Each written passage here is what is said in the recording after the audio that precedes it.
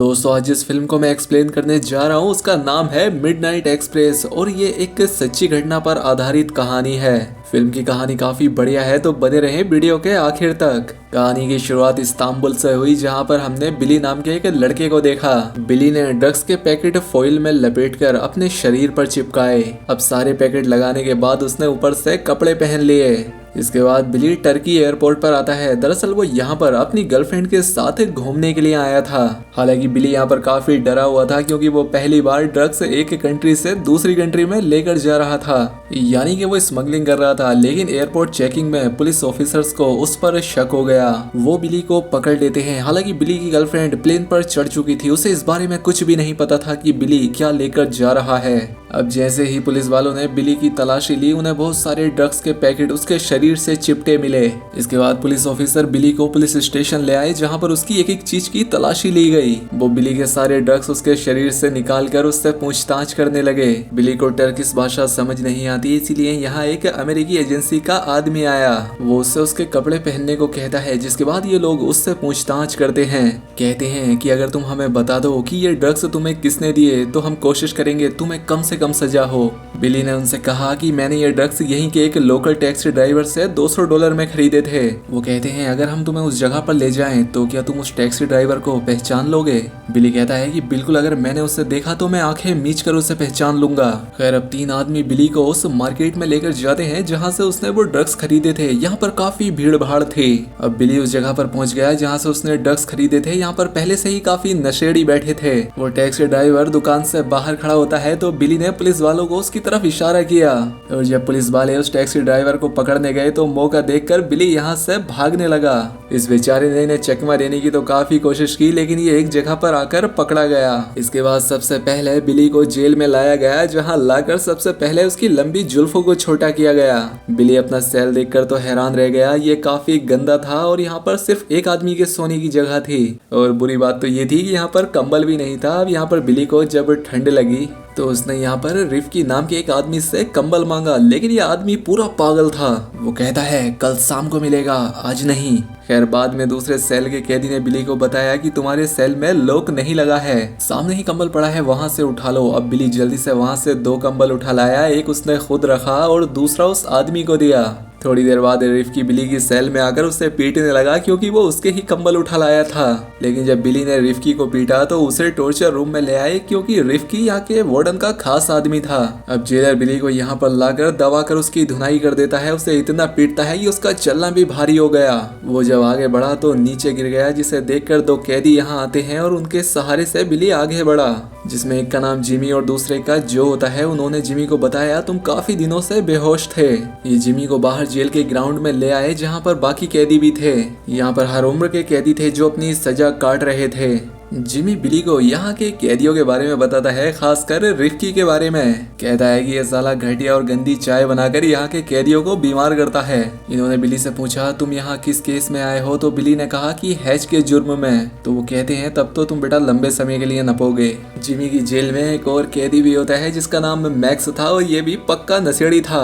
अब जिमी इसके पास आकर एक वकील के बारे में पूछता है जो ड्रग्स केस को हैंडल करता था। वो कहता है कि हाँ, येसिल नाम का एक वकील है, वो तुम्हारा काम कर सकता है। उसने बिली से कहा कि देखो अगर तुम वकील के जरिए यहाँ से ना निकल पाओ तो मिडनाइट एक्सप्रेस पकड़ लेना।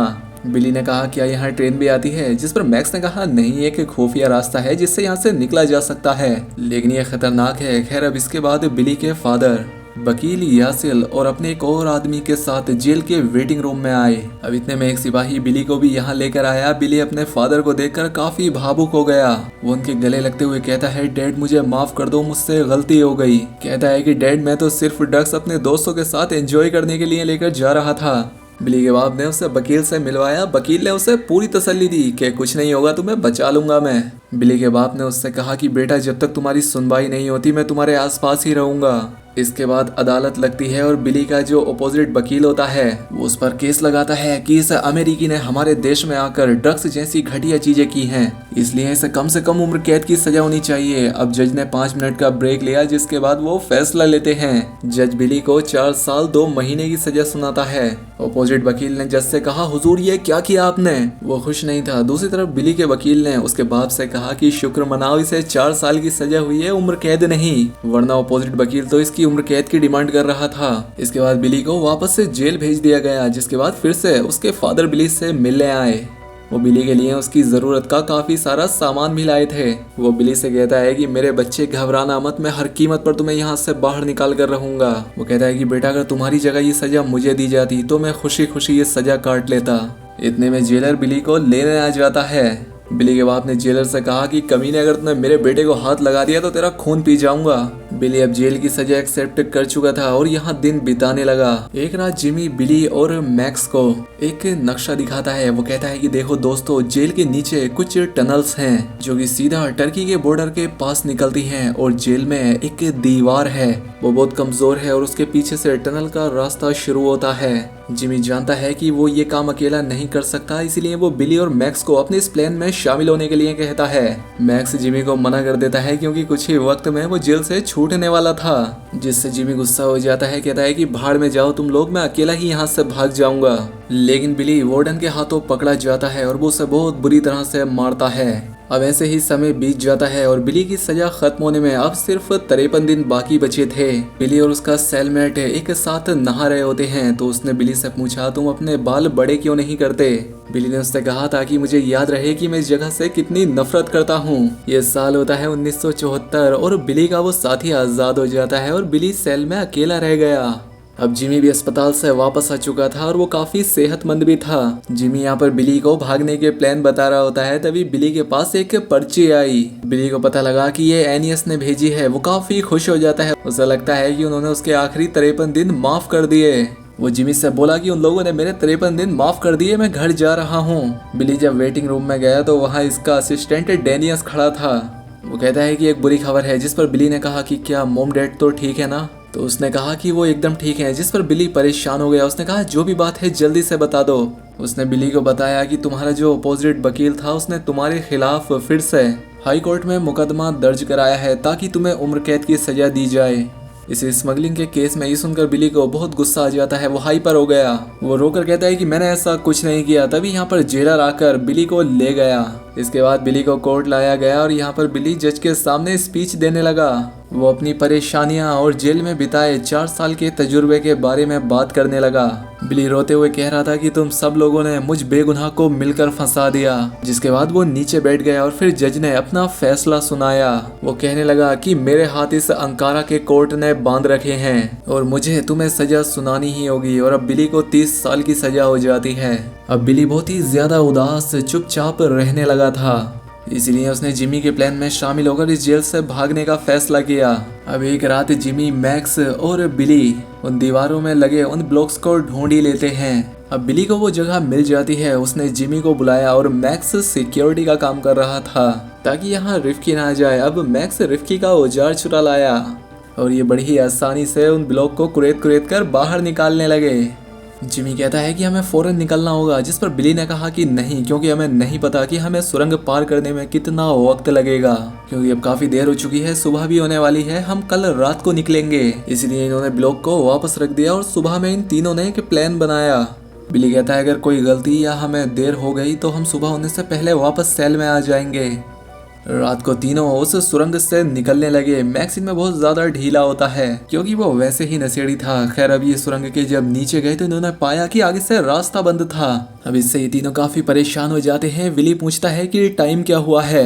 मैक्स बताता है कि 4:30 बज रहे हैं। बिली कहता है कि अब हमें वापस चलना चाहिए, हम लोग हर रात इस सुरंग में आएंगे जब तक हमें कोई रास्ता नहीं मिल जाता। अब अगली सुबह जब यहाँ रिफ्की आया तो उसने देखा कि इस ब्लॉक पर ताजी मिट्टी लगी हुई है। ब्लॉक को कुरेदने पर उसे सारी बात समझ आ गई, इसीलिए वो यहाँ जेलर को बुलाकर ले आया। जेलर ने सबको लाइन में खड़ा करके पूछताछ शुरू की। वो जिमी की तरफ देखता है क्योंकि वो एक बार पहले भी जेल से भागने की कोशिश कर चुका था। अब इससे अचानक से जिमी को गुस्सा आ गया और उसने एक स्टिक से जेलर पर हमला कर दिया, जिसके बाद जिमी को पकड़ लिया गया और उसके बाद वो कहाँ गया कुछ पता नहीं। मैक्स रिफ्की को धमकी देता है कि कमीने तूने ये बहुत गलत किया, मैं तुझे छोड़ूंगा नहीं। रिफ्की कहता है कि चल चल काम कर, जो कर सकता है कर लेना। अब मैक्स बहुत ज्यादा इमोशनल हो चुका था। उसने बिली से कहा कि मैं उस रिफ्की को छोड़ूंगा नहीं। बिली ने उसे आइडिया दिया कि अगर तुम रिफ्की को नुकसान पहुंचाना ही चाहते हो तो उसकी उम्र भर की उसे कमाई को चुरा लो।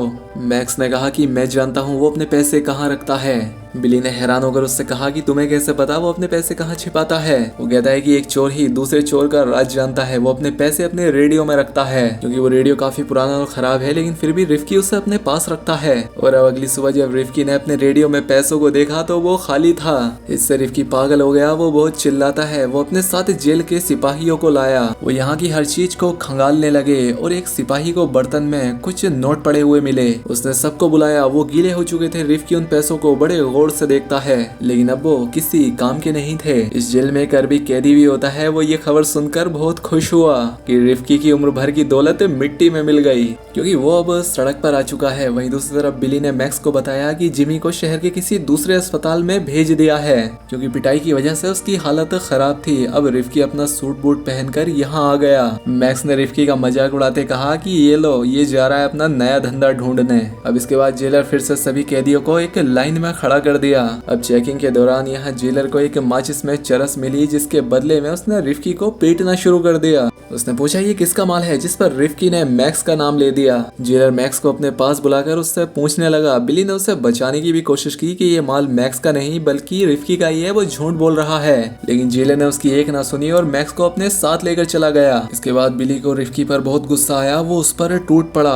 बिली पर अब जुनून सवार था। वो उसे इतनी बुरी तरह से मारता है कि उसकी जान ले लेता है, जिसके बाद बिली को पागल समझकर मेंटल अजाइलम में डाल दिया गया। अब यहाँ तो चारों तरफ भयंकर शोर था, जिस वजह से बिली डिप्रेशन में चला गया। खैर अब अगले दिन बिली को वेटिंग रूम में लाया गया, जहाँ पर उसकी गर्लफ्रेंड उससे मिलने आई हुई थी। बिली उसे देखकर काफी खुश भी हुआ और रोने लगा। साथ ही उसने अनोखी डिमांड की कि तुम अपने कपड़े उतार कर अपना जिस्म मुझे दिखाओ, क्योंकि एक लंबे वक्त से उसने किसी औरत को नहीं देखा था। सूजन ने बिली को तस्वीरों का एक एल्बम दिया जो उसके डैड ने उसके लिए भेजा था। सूजन उससे कहती है तुम हिम्मत कभी मत हारना, वरना तुम मर जाओगे। तुम्हें जीना होगा हम सबके लिए, मेरे लिए। खैर अब मिलने के बाद बिली अंदर आया और एक जगह पर बैठकर उस एल्बम को देखने लगा, जहाँ पर उस एल्बम में उसे छिपे हुए कुछ पैसे मिले जो कि उसके डैड ने भेजे थे। इस जेल का जेलर इस पागल खाने से जा रहा होता है कि बिली की उस पर नजर पड़ गई। वो जेलर के पीछे भागने लगा। बिली ने पीछे से जेलर को आवाज लगाई और उससे पैसे दिखाने लगा। वो कहता है कि तुम ये पैसे रख लो, लेकिन मुझे इस जगह से निकाल कर दूसरी जगह ले चलो। जेलर बिली से पैसे ले लेता है और एक खुफिया जगह पर ले आया, लेकिन उसे आजाद करने के लिए नहीं बल्कि उसके साथ मजा करने के लिए।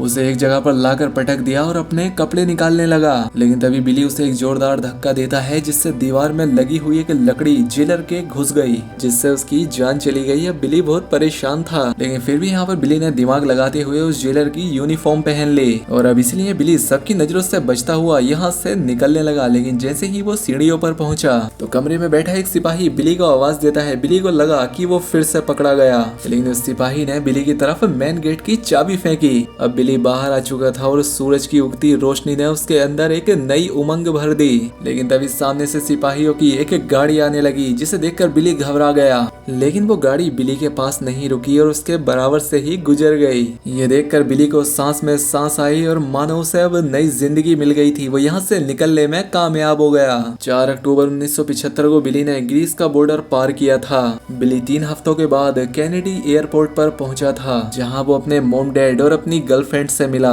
दोस्तों उम्मीद करता हूँ आपको वीडियो पसंद आई होगी। वीडियो अच्छी लगी हो तो वीडियो को लाइक और चैनल को सब्सक्राइब कर लें। मिलते हैं अगली शानदार वीडियो में।